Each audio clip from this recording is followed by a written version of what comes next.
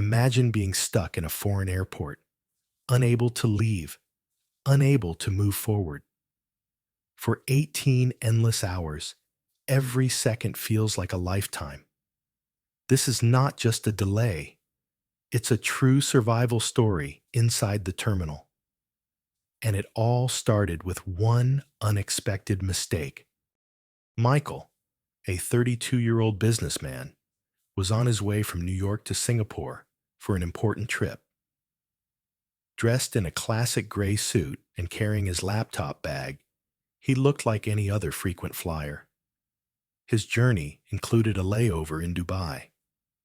Everything seemed ordinary. At check-in, the smiling agent handed him his boarding pass with a polite, "Have a good flight." Michael had no idea how drastically his plans were about to change. Upon arriving in Dubai, Michael joined the endless flow of travelers moving through the airport's massive terminal. He had a few hours to wait before his connecting flight to Singapore. But just minutes before boarding time, an announcement echoed through the speakers. "Attention passengers, due to a technical issue, this flight has been delayed. Updated departure time will be shared shortly." At first, it didn't seem like a big deal. Like everyone else, Michael assumed it would be a short delay. He pulled out his phone and began answering emails. But as the hours stretched on, the uncertainty grew heavier. The announcements became more vague, and a restless murmur spread among the waiting passengers. Under the bright, sterile lights of the airport, time slowed down. Leaning back in his seat, Michael told himself, "It's just a few hours." But those few hours would soon become much more. As the day wore on, frustration spread like wildfire. Some passengers argued, others desperately searched for staff.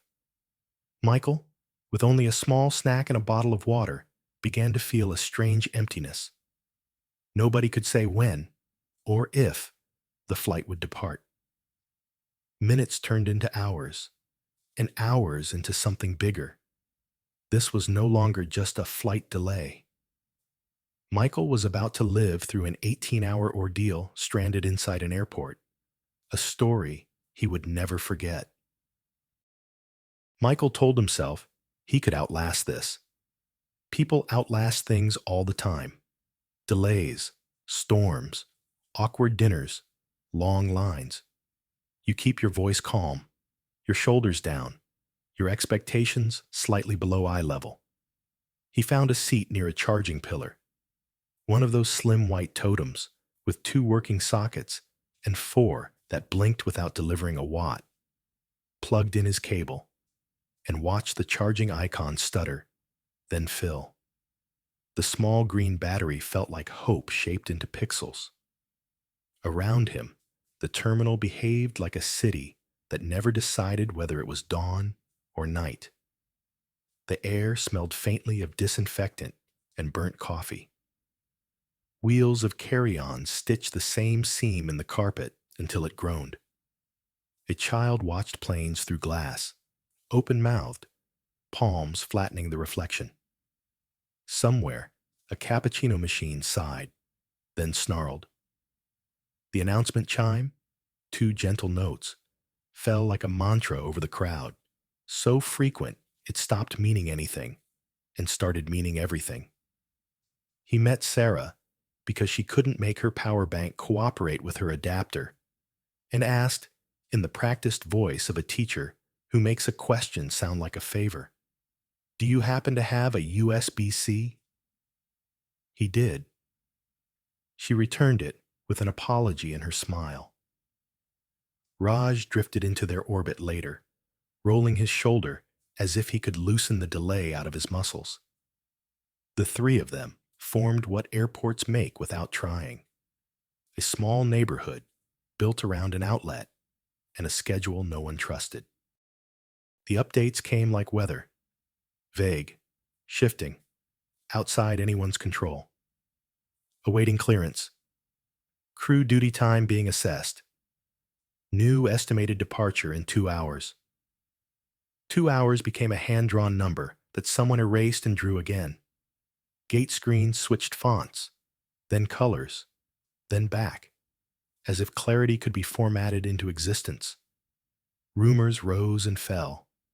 A part flown in, a storm over the route, a mechanical sensor reading that needed 3 signatures to ignore and none to honor.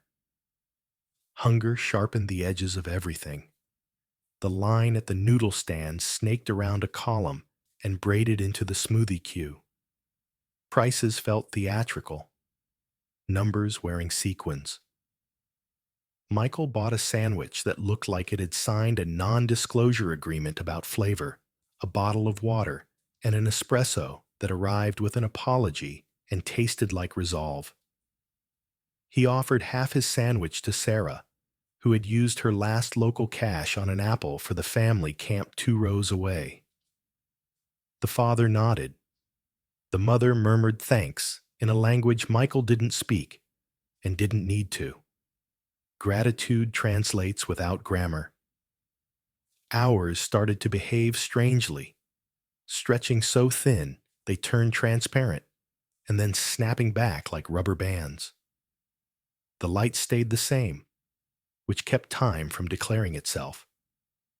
Michael tried to nap and discovered how the body refuses comfort when the mind rejects uncertainty. He angled his bag as a pillow, one arm through the strap, and drifted in and out of the kind of sleep that keeps your ears open and your neck resentful. He woke from a dream of being called to the gate only to find the only thing calling was a janitor's cart with a squeaky wheel. Announcements came in clusters. A man with a voice like expensive paper apologized 4 different ways without using the word sorry. We appreciate your patience. We understand your frustration. Our team is working hard to minimize the disruption. The words were correct and sterile. Clean hands held an inch above a wound. A security sweep shut down the bathrooms in their section for 45 minutes. Those nearest the gates reopened first, and people walked toward them with the purposeful stride of pilgrims. The line for the remaining open restroom snaked past a closed perfume shop where a giant smiling model held a bottle like an award. A boy cried. A woman breathed through the kind of pain that has nothing to do with bodies and everything to do with plans. When the airline finally announced meal vouchers, the crowd moved as if gravity had tilted. The counter couldn't handle the mass, so a staffer, young, nervous, 2 pens clipped to a lanyard as if one could vouch for the other, stood on a chair and read out instructions that dissolved in the air between words and ears. Please form 1 line. 3 lines formed, then braided into something like a plea. Michael saw the elderly couple who'd been staring at the departure board still sitting, unmoving, as if the offer wasn't for them, or they didn't believe in gifts from loudspeakers. He told Sarah, "I'll get theirs," and joined the knot of bodies with elbows tucked and patience showing. The vouchers, when they came, were small rectangles with rounded corners and conditions that seemed written by someone afraid of generosity. He brought back 3 and pressed one into the older woman's hand. Her fingers hesitated, then warmed around the paper. The old man nodded once, a movement so slight it felt like he was saving energy for something important. Raj raised his voucher like a toast. "To bureaucracy," he said, and Michael laughed. And for a moment, the delay was a joke they were in on. The gate changed. No one announced it. The screen simply blinked a new letter, like a magician revealing a second card. People glanced up, glanced at each other, then began the slow migration. Shoes scuffed. Bags bumped calves. A woman in a black blazer tried to keep a stroller upright with one foot and a phone call alive with one ear. Michael counted their group aloud. 1, 2, 3, as if adulthood canceled the need to take attendance. Near the new gate, a maintenance cart beeped, reversing into a space it probably had lived in all day. A technician, with fluorescent tape on his sleeves, passed with an expression that declared he had better places to be, and none of them existed. "Boarding at 22:30, a staffer said, and the time felt like a promise whispered into a storm. 22:30 arrived and brought with it another phrase. "We're just waiting on one last clearance." The crowd groaned, not in unison, but in harmony. A woman muttered something about sleeping on the floor. Someone laughed too loudly. Michael checked his phone and saw a message from his boss. "We'll reschedule with Singapore. Are you okay?"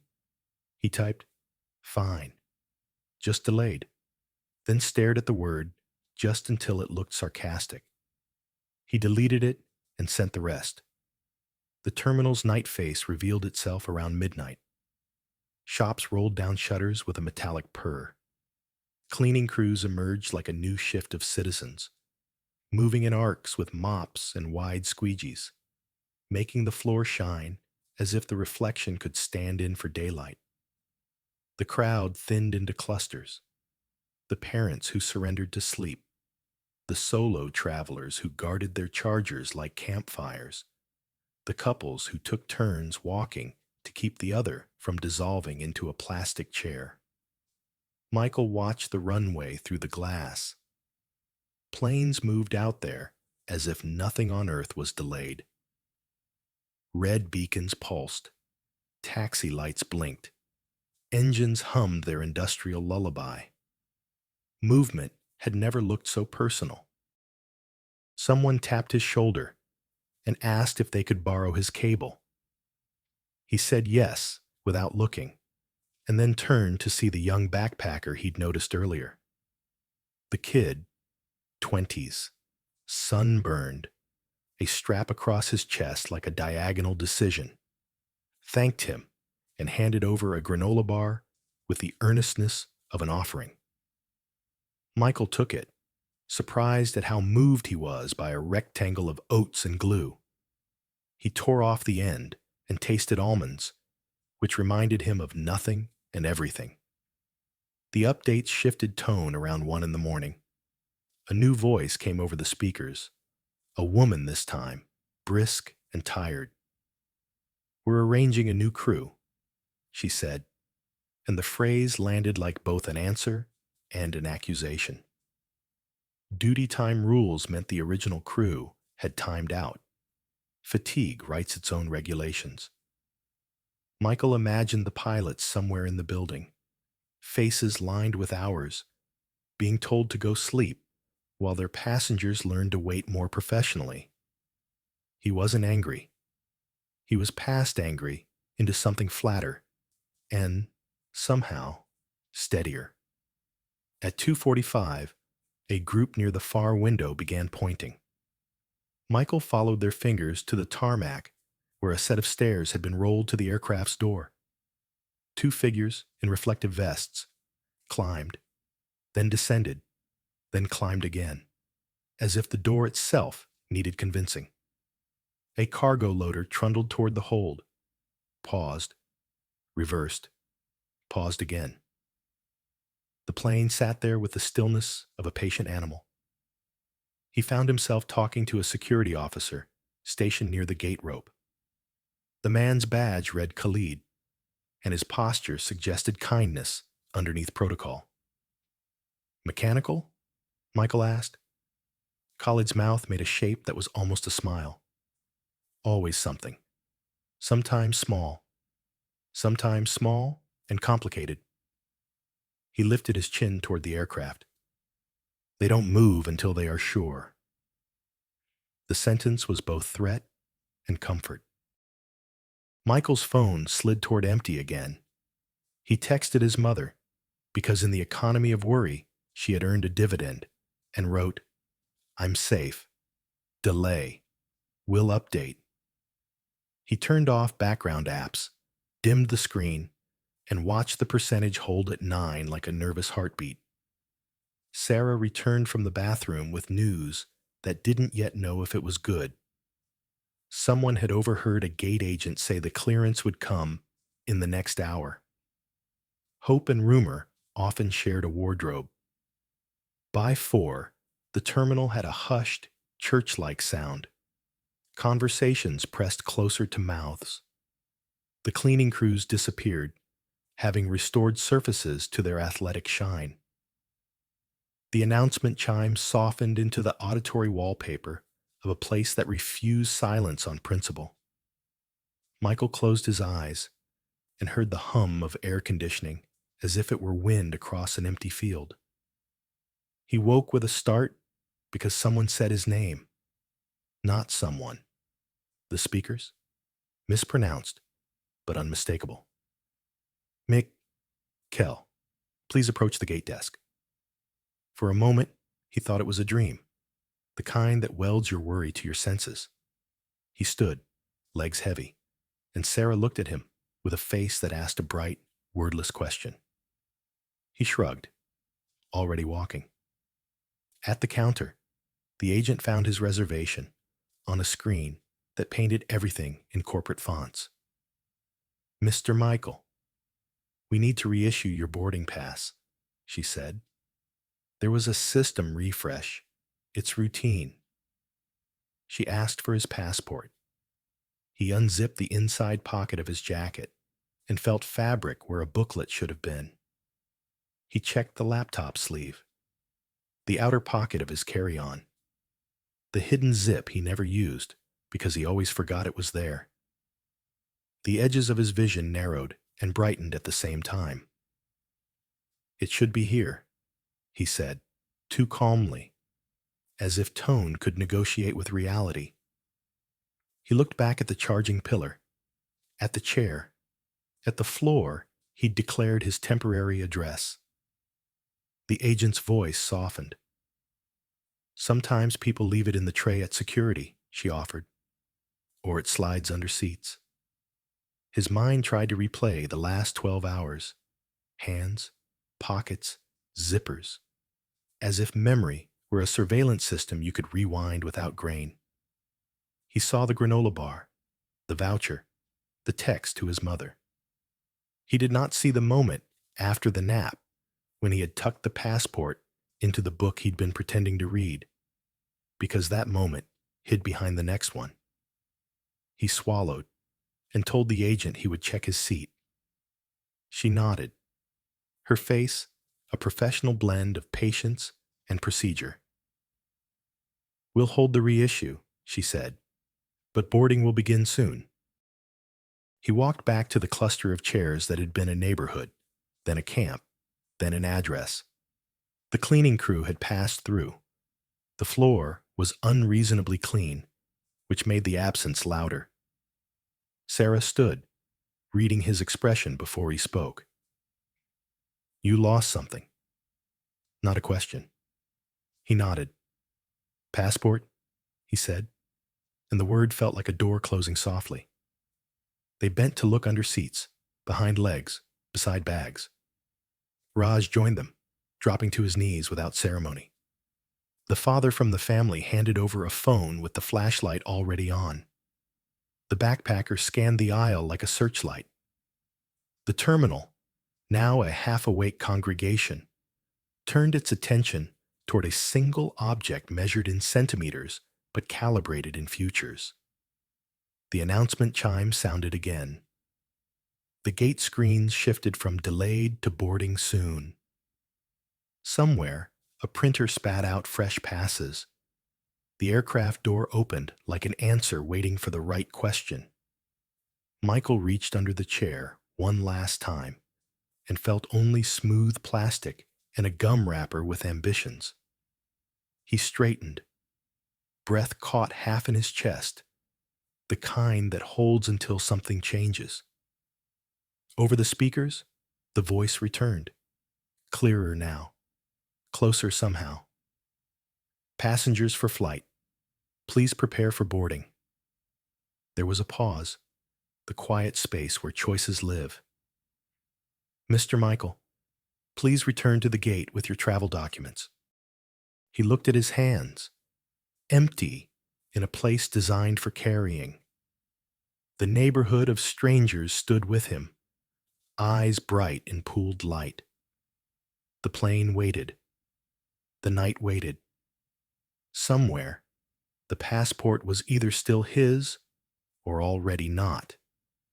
And then Michael stood in the middle of the terminal, his body frozen while the airport kept moving. Wheels rattled, voices bent into questions. The mechanical sigh of air conditioning pressed against his ears. But inside him, there was only the echo of the missing passport. The word itself was too large for its size, too heavy for the paper it lived on. Passport meant home. Passport meant permission. Passport meant identity wrapped in laminate. And now, it meant absence. Sarah touched his elbow gently, as if he might shatter if she pressed harder. "We'll find it," she whispered. Her certainty was more fragile than it sounded, like glass pretending to be steel. Raj had already crouched again, scanning beneath the seats with a flashlight borrowed from the family. The little boy, who had been staring at planes, now stared at Michael, wide-eyed, as though he were watching the ending of a story he didn't understand. The boarding announcement returned, slicing the air. Flight 274, now boarding all passengers. The words were routine, yet in Michael's chest, they detonated like a verdict. The line had already begun to form, a single file of weary travelers clutching documents, bags, and hopes. Each person stepped forward with the quiet gravity of someone passing a threshold, one by one, disappearing into the tunnel that led to the aircraft, to elsewhere, to later. Michael wasn't in that line. He couldn't be. Not without the one thing he no longer had. He retraced his steps, as if walking backward could rewind reality. The charging pillar, the chair, the coffee stand where he had bought that flavorless sandwich. He looked at every shadow, every edge of carpet. He checked the trash bin, the cracks between tiles, the polished floor that reflected fluorescent lights like indifferent stars. Nothing. The passport had dissolved into absence, and absence offered no clues. Khalid, the security officer, approached quietly. His reflective vest glowed under the overhead lights, and his presence was calm, like a shoreline at night. "You are looking for something important," he said softly. Michael nodded, throat tight. Khalid didn't ask what. It was written all over his face. Instead, he said, "Sometimes, in airports, things hide. And sometimes, they return when you stop chasing them." His words were neither comfort nor instruction, just a strange kind of observation. Michael wanted to believe him, but couldn't. The line at the gate moved faster now. The neighborhood of strangers he had built in the last 18 hours was dissolving. Sarah clutching her boarding pass with reluctance, Raj hovering nearby, as though his loyalty was being tested by time itself. The old couple, still sitting with their vouchers folded neatly in their laps, were finally rising, their movements careful but determined. Even the backpacker, granola bar boy, gave him a look of helpless apology as he shuffled forward. Each departure felt like a small unraveling. "Go," Michael said to Sarah, forcing steadiness into his voice. "You'll miss your flight." She shook her head instantly. "Not without you." Raj crossed his arms and added, "We wait together." That was the deal. Their solidarity pressed warmth against his panic, But it also sharpened the ache. They couldn't save him. Not from this.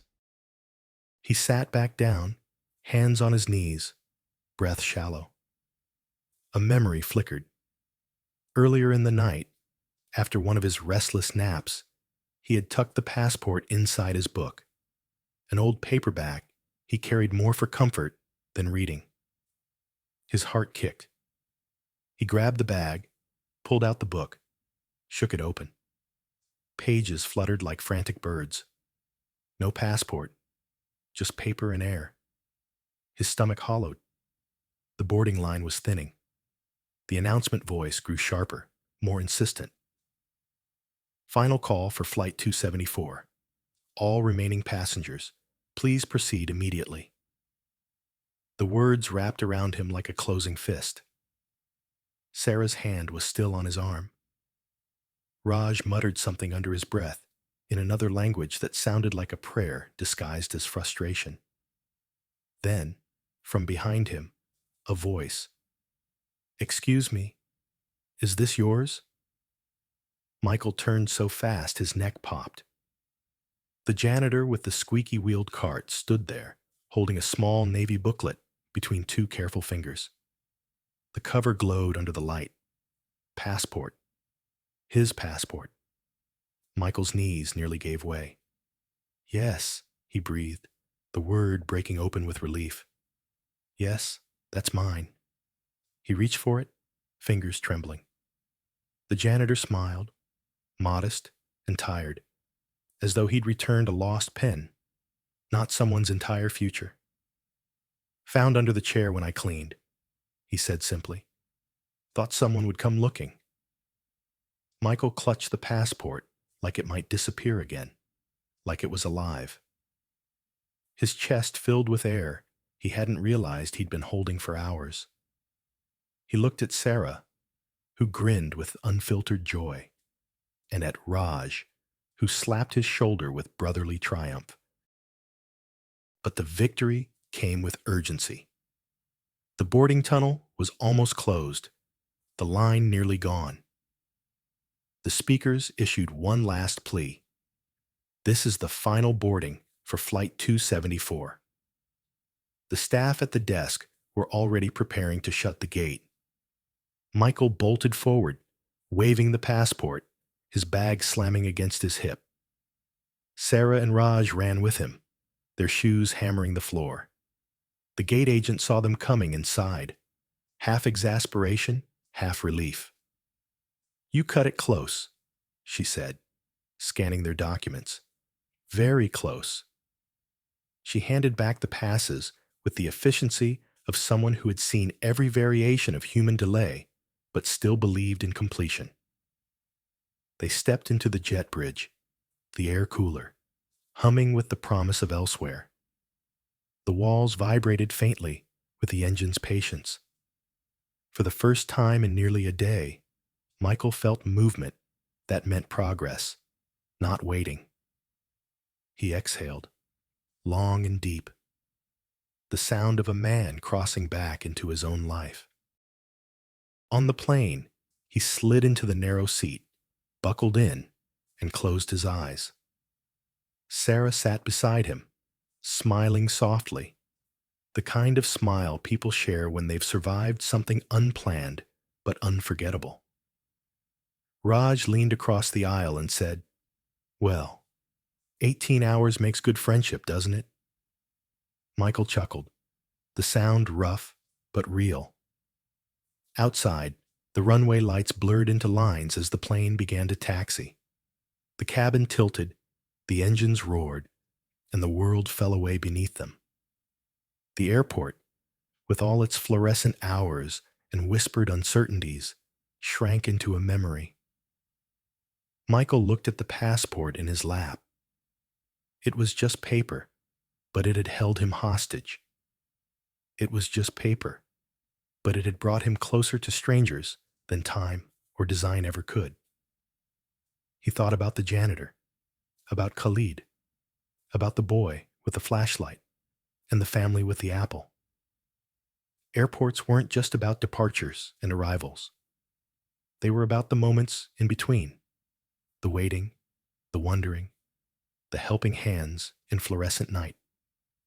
He leaned his head back, exhaustion finally winning, and let his eyes close. The last thing he thought before sleep took him was that sometimes the longest journeys happen without ever leaving the ground. If you felt as excited listening to this story as I did telling it, don't forget to subscribe and give the video a like. Every day, I'll bring you a brand new story from the skies and the heart of the airports. Until our next flight together, take care.